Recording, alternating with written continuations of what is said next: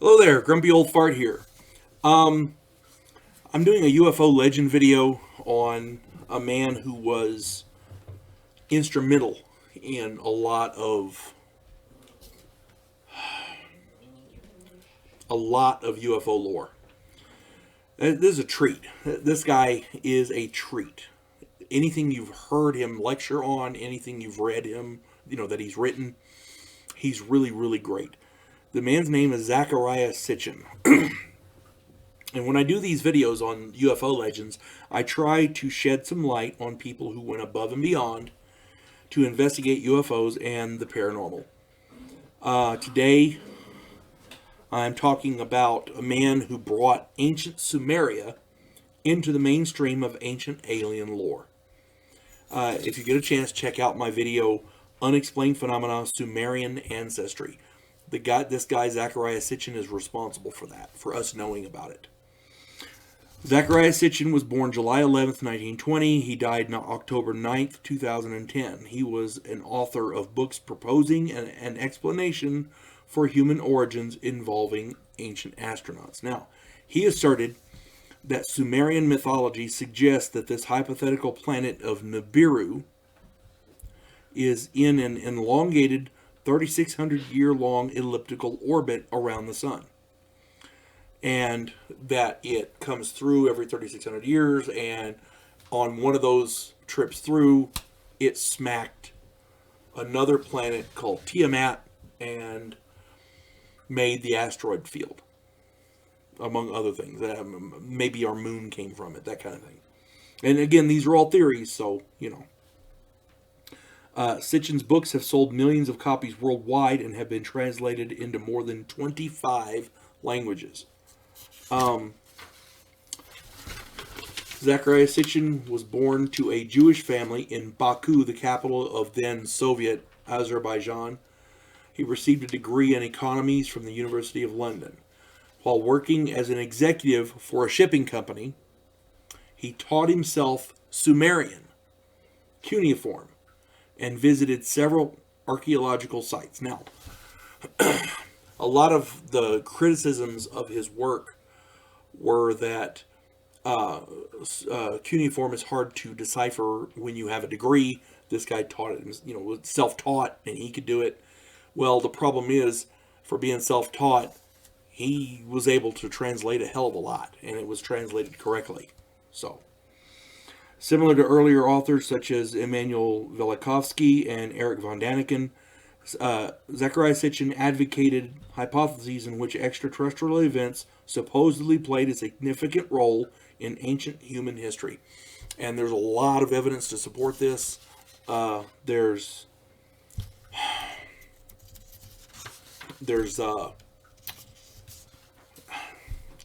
literally tons of evidence all around the world. You can see it in the pyramids. You can see it in other megalithic sites around the world. Cave drawings of alien beings, carvings and cave drawings of what look like flying saucers. I mean, it's everywhere. This guy wrote lots and lots of books. I'm going to give you just a few here. The list is extremely long. I'm going to give you a few. The 12th Planet from 1976. The Stairway to Heaven from 1980. The Wars of Gods and Men, 1985. The Lost Realms, 1990. When Time Began, 1993. The Cosmic Code, 1998. The End of Days, Armageddon and Prophecies of the Return, 2007. And again, there's a lot more. I'm just hitting you with a few here so you'll get an idea. You can always look up some more of his stuff. Now, that's the basics. Here's the kicker. Recently, scientists have identified a planetoid that has an elongated elliptical orbit. It is designated far out. That's what they call it, because it's the furthest thing out in our solar system. And it has an orbit of approximately 1,000 years.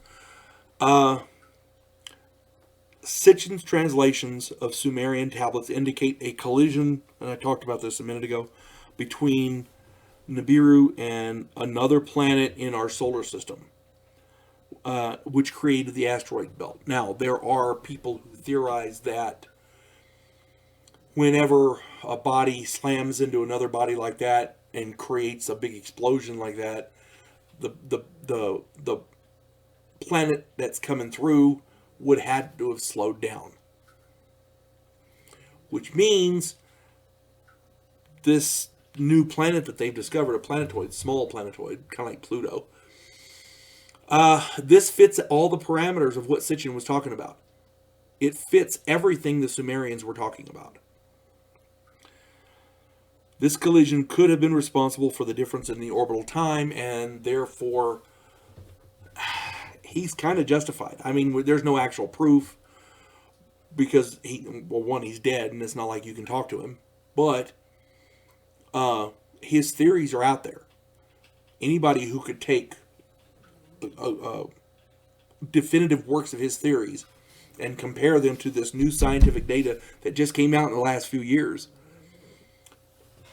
could very well prove him right. I'm not saying they will or won't, but in my opinion, it's worth looking into because it fits.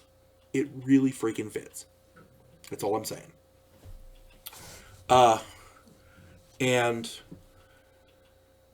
Sumerian astronomy, it makes sense. The fact that these people knew this 6,000 years ago says something. We didn't even know about Pluto until the 1900s. We didn't know about, I want to say it's Uranus, one of the other planets. We didn't know about it until after 1900. So, but they knew about it. They knew all about it. It boggles the mind. That's all I'm saying. If they can prove that this planet is the one he's talking about, maybe the Sumerians, maybe NASA needs to get a hold of some of these Sumerian tablets and take a look, and maybe they'll learn something. That's all I'm saying. You folks have a good day. God bless one and all.